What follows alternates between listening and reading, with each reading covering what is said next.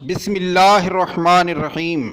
قربانی واجب ہونے کے لیے مندرجہ ذیل شرائط کا پایا جانا ضروری ہے۔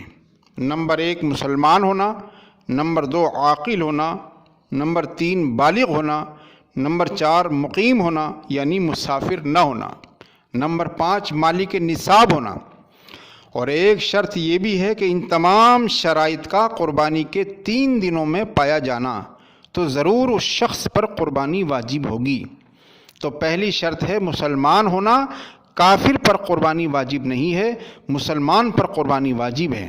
اس لیے اگر کوئی غیر مسلم تھا اور وہ مسلمان ہوا ہے تو زمانہ کفر کی چاہے وہ کتنا ہی مالدار کیوں نہ ہو اس پر قربانی وغیرہ لازم نہیں ہے۔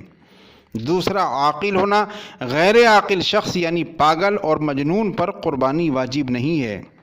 تیسرا بالغ ہونا، نابالغ پر قربانی واجب نہیں ہوتی چاہے وہ کتنا ہی مالدار کیوں نہ ہو۔ چوتھا ہے مقیم ہونا، مسافر پر قربانی واجب نہیں ہے۔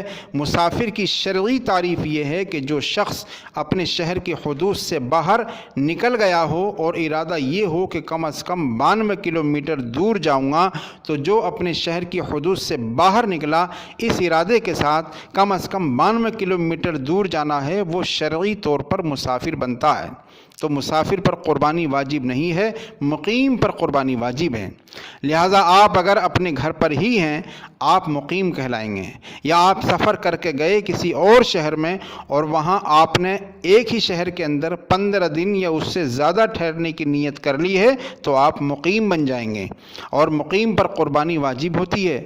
لیکن یہ شرائط قربانی کے 3 دنوں کے اندر دیکھے جاتے ہیں، چاہے پہلے دن، چاہے دوسرے دن، چاہے تیسرے دن بھی کسی میں یہ شرائط پائے گئے تو اس پر قربانی واجب ہوگی۔ تو نمبر 1 مسلمان ہونا، نمبر 2 عاقل ہونا، نمبر 3 بالغ ہونا اور نمبر 4 مقیم ہونا۔ اس کے بعد 5ویں شرط ہے مالک نصاب ہونا۔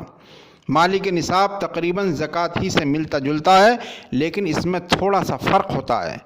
مالک نصاب وہ شخص کہلائے گا جس کے پاس 7.5 تولہ سونا یا 52.5 تولہ چاندی ہو، یا اتنا کیش روپیہ ہو جس سے وہ 52.5 تولہ چاندی خرید سکتا ہو۔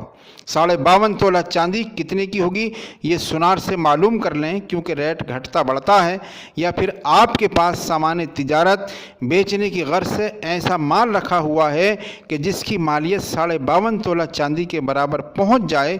اس کے علاوہ آپ کی ضرورت سے زائد جتنا بھی سامان ہے اس کی مالیت اگر 52.5 تولہ چاندی کے برابر پہنچ جائے تو قربانی واجب ہے۔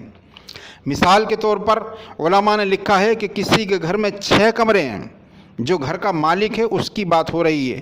4 کمرے یوز ہوتے ہیں، 2 کمروں میں یوں ہی تالا پڑا ہوا ہے، کسی کام میں استعمال نہیں ہوتے، تو ان 2 کمروں کی قیمت کا بھی اعتبار کیا جائے گا۔ اور یہ یاد رکھیں کہ زکوٰۃ کے نصاب پر سال گزرنا شرط ہے لیکن قربانی کے نصاب پر سال گزرنا شرط نہیں ہے۔ چنانچہ اگر قربانی کے 3 دنوں میں پہلے دن اس کو اچانک مال مل گیا کہیں سے تو اگرچہ یہ مال اس کے ہاتھ میں ابھی آیا ہے لیکن فوراً قربانی واجب ہو جائے گی۔ تو 1 مسلمان ہونا، دوسری شرط ہے عاقل ہونا، تیسرا بالغ ہونا، چوتھا مقیم ہونا اور 5واں مالک نصاب ہونا۔ یہ بھی دیکھا جاتا ہے کہ اس شخص پر کچھ قرضہ تو نہیں ہے، بالفرض اگر وہ مالک نصاب ہے اور اس کے اوپر قرضہ بھی ہے تو پھر یہ دیکھا جائے گا اگر اس کا قرضہ ادا کر دیا جائے، یعنی جو اس کے پاس موجودہ مال ہے اس سے قرضہ ادا کر دیا جائے تو ادائیگی قرض کے بعد کیا پھر بھی نصاب باقی رہے گا؟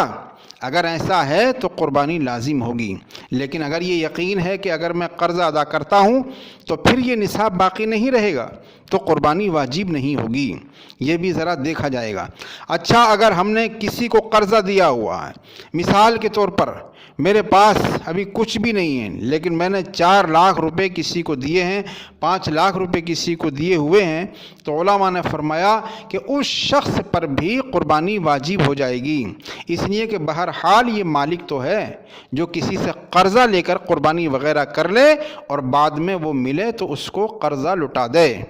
تو اس لیے یہ قربانی کی شرائط ذرا دیکھی جائیں۔ اللہ تعالی ہم سب کو عمل کی توفیق عطا فرمائے۔